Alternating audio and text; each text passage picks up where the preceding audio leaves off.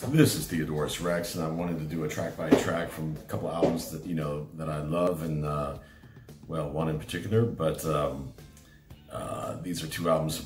The first album that Van Halen did without Roth, and the first album Roth did without Van Halen. So it's only appropriate that we put these together. And this is an homage to Dr. Fukk, who does a lot of track by tracks. I really love his track by tracks. Love watching him.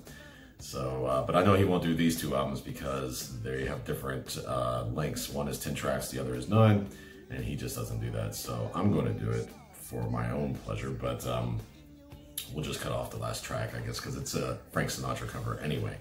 So both these albums came out in 1986 within months of each other. 51 to #1. Eat 'Em and Smile only #4.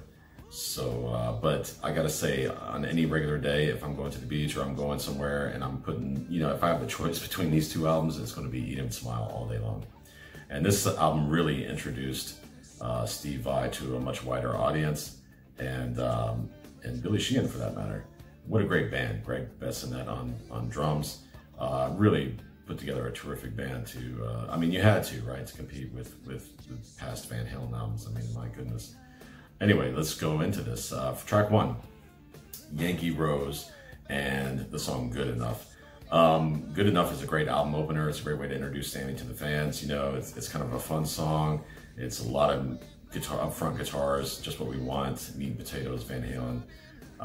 Michael Anthony on backing vocals, reminding us of his contributions, And Yankee Rose is another great song too from Dave, though. It's got a hook of a chorus, a great hook there, introducing Vi and again Sheehan to everybody via that amazing music video that will steams or burns your eyes. That you can. It was 1986. Those were the days.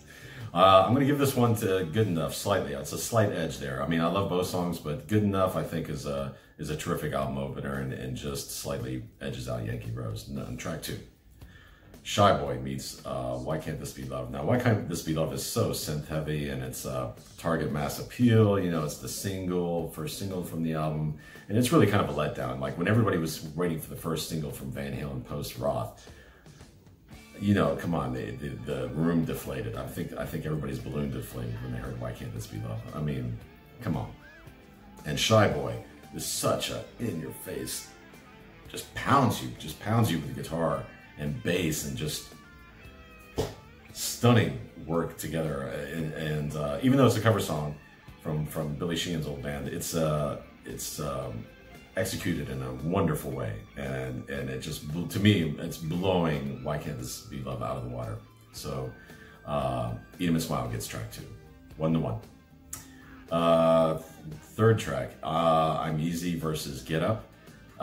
Get Up has that interesting Steinberger, a lot of whammy techniques, and I'm Easy is just kind of a cute little number that's, very Roth-ish, and I'm going to give that one to Get Up.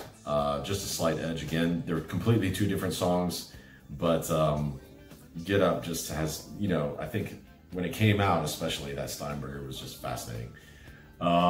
Ladies Night, track 4, Ladies Night versus Dreams. Now, I know Dreams was a big hit, made a lot of money for Van Halen, and everybody thinks Blue Angels, and it's, again, very synth heavy. Not what I want from Van Halen, which is guitar driven, but Dreams is a very serious song, very inspirational tune. I'll give it that. But for me, for my money, Ladies Night is just more my lane. It's more in my vocabulary. I mean, that song is just a great guitar solo. It's unique, it's original, it's different, and I think it's a winning song for that album in particular. So I'm going to give that one to Ladies Night, and I know that's probably an unpopular opinion, but so be it. Track 5, another single from Eat 'Em and Smile, Going Crazy versus Summer Nights. And the Summer Nights, again, we have the trans-trim Steinberger guitar playing a big role in this song. And I think it's the first song that they wrote for 5150, if I'm not mistaken. It's a cool song, and Going Crazy I just don't really care for. I just think it's kind of I don't know, it's a little bit sissified, or just not really. There's nothing to it. There's nothing in it for me. So I'm going to go with Summer Nights on that one. Track 6, Tobacco Road versus Best of Both Worlds. And Tobacco Road's a cover song, yet another cover on Ain't It But Smile. Well executed, well done. I really liked it. It was the first time I ever heard the song was on the album. And Best of Both Worlds, though, I'm going to give it to that one, even though it's got that sludgy, boring beginning. I think lyrically it's a stronger song, and I just think it just has a little bit more to offer, so I'm going to give that one to 5150. Track 7, Elephant Gun versus track 7 on 5150, which is Love Walks In, another single. Again, synth heavy. I mean, what's going on here? Why are we seeing so many keyboard songs on 5150? I mean, Love Walks In is a serious song. It's a good song. I get it, you know, but come on. When I'm going to the beach, when I'm going somewhere, I'm going to put in Elephant Gun every day. I mean, it's so exciting. Steve Vai and Billie Jean are so exciting on that song. And lyrically, it's fun and sarcastic and stupid maybe, but come on, there's no way I'm going with Love Walks In. So give that one the Even Smile. Track 8, Big Trouble versus 5150. Big Trouble is kind of a, you know, David Lee Roth kind of rapping, and it's got a great solo, I'll say that, but the song overall is kind of a filler tune, it sounds like, and 5150 is more worked out, more refined, and it doesn't target mass appeal, a lot of guitar in it. It's kind of an interesting arrangement, and I'm going to go with 5150 on that one, so the title track goes to 5150 there. Track 9, Bump and Grind versus The Inside. To me, The Inside is kind of filler. It's just kind of I mean, what is that song all about? What is the purpose of that tune? But Bump and Grind is kind of sexy, and it's, again, Steve Vai's all over the tremolo. It's more of a guitar-driven song, and just more interesting in my opinion. So I'm giving that one to Eat 'Em and Smile. So be that as it may, even though I like one album more than the other, so much more, it appears that 5150 has gotten 5 out of the 9 tracks there. So I guess it's technically the winner, but I can tell you, I'm going to listen to Eat 'Em and Smile first all the time. The very last song, by the way, on Eat 'Em and Smile, that track 10 was That's Life. There is no track 10 on 5150, so I guess by default that would go to Eat 'Em and Smile, but it's a cover song as well, Frank Sinatra, and you know, it's well done, I guess, but it's kind of whatever, you know, it's a whatever song, you know, maybe you listen to it, maybe you don't.